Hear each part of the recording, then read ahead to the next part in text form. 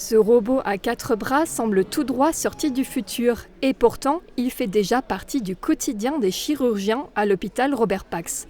Lors de cette journée, Janine a testé le précédent et nouveau mode opératoire sur ces 2 simulateurs.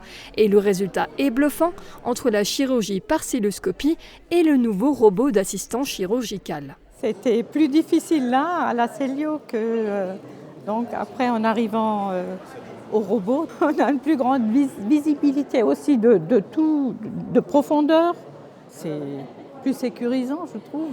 Chaque semaine, ce robot est utilisé pour des opérations de chirurgie digestive, urologique et gynécologique à l'hôpital Robert Pax. On a un certain type d'interventions qui sont très difficiles, par exemple les cancers du rectum, puisque ce sont des dissections dans des zones très étroites qui demandent vraiment beaucoup de précision.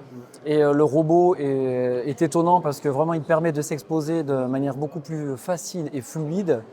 Et ça marche tellement bien que ça diminue drastiquement le recours à la conversion, c'est-à-dire qu'on ouvre beaucoup moins les malades avec cette technique-là. Le robot a 4 bras, 3 bras pour la chirurgie, 1 bras pour la caméra, autrement dit les yeux du chirurgien.